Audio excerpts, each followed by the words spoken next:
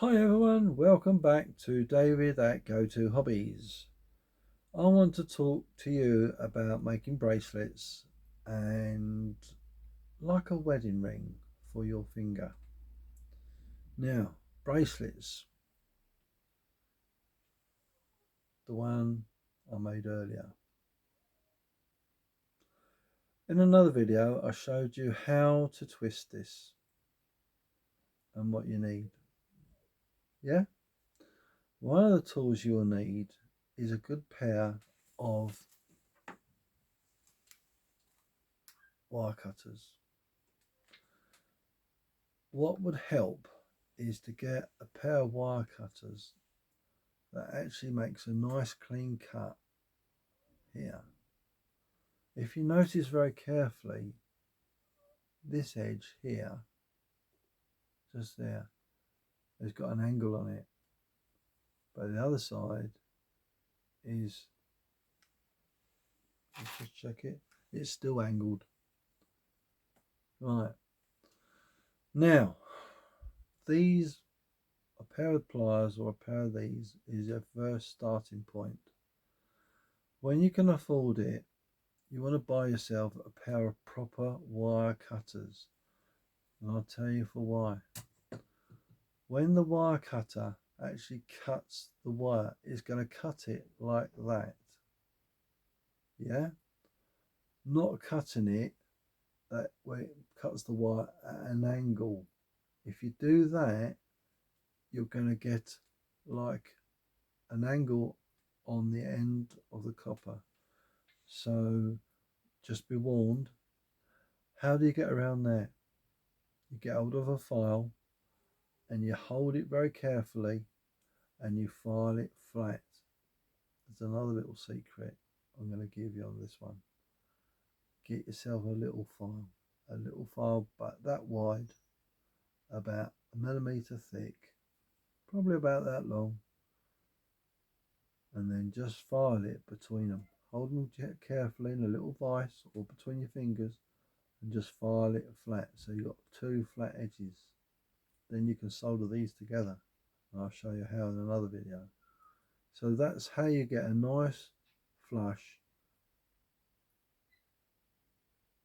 connection between the two ends of the bracelet. Now, that's bracelets.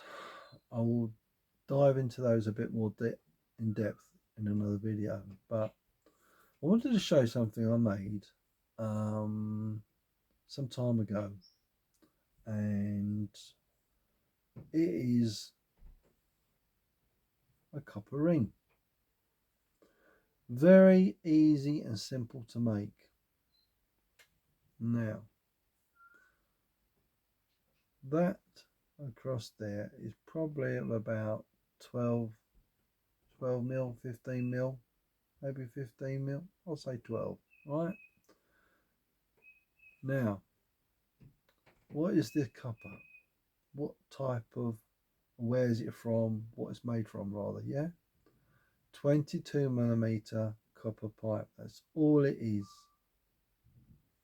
That's all it is. Nothing more. How do you get it to a nice cut? You can use a pipe cutter, easy bought from a plumbing shop, or you can use a hacksaw. The only problem with a hacksaw, you're not going to get a nice even cut across at right angles. So yeah, that's one other tip for you there. Now, so you've cut it, but you also need to take the burr off inside on outside. You can use the deburring tool on your pipe cutter. That's a good starting point. And then you get yourself some very fine wet and dry or emery paper, and you rub the ring to get the burr off both sides. Be very careful. These, when you cut them, can be very sharp in here. They're extremely sharp, and I have cut myself many times. But if you don't want to get cut, wear a pair of gloves to start with. Don't use latex because it is going to go straight through latex. So if you don't feel that you know you want to get cut or you're not confident enough, just put a pair of thin gloves on, gardening gloves, something that's not got hard leather, it's soft leather. There's plenty out there you can use. If you want to use a pair of marigolds, even they're probably a little bit better because they're a little bit thicker. So going back to this ring, so you've made it out of 22mm copper pipe. You've got a bit of copper pipe. It might not be as shiny as that. Doesn't really matter because you can polish this up. You can make it lovely and clean. In another video, I will cover polishing, but this video is purely about making a copper ring out of 22mm copper pipe. I'm not going to actually cut it because it's fairly mundane how you do that. So you just mark it 12mm, cut it. You can make it wide, you can make it thinner, but what you remember, if you're making it wider and you want it on your finger, yeah, you don't want it too big, you want it sort of ring size. Because I've got big fingers, it doesn't look too out of place on there.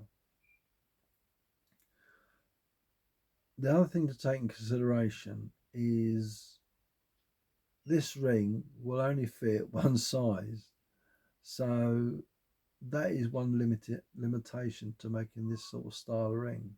You're limited to what finger it will fit on. It will only fit on the finger at that size, you know what I'm saying? But how do you make this ring so it will fit on a different finger? There's a trick I'm going to show you. So before you started filing it down and everything, you put it in a vise and you put a line across that. You mark a straight line across there. You use a square or a set square to get the right angle across there. So you're at 90 degrees. You get a little hacksaw. It's in the vise, and you carefully cut a line in there, and then you file the roughnesses off around the edges. Yeah, you take all the burr off and inside on the outside, and then the ring becomes adjustable.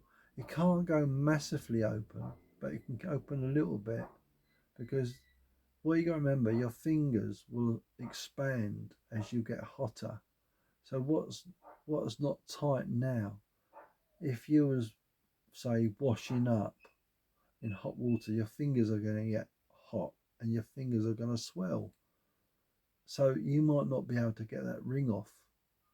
So if that ring's on that finger and you can't get it off, how do you get away with that? How do you get your ring off your finger?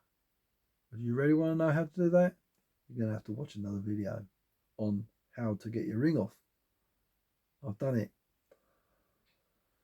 And at the worst case scenario, you have to either cut it off if you can't get it off, or the worst case scenario, even worse than that, you'd have to go to the hospital.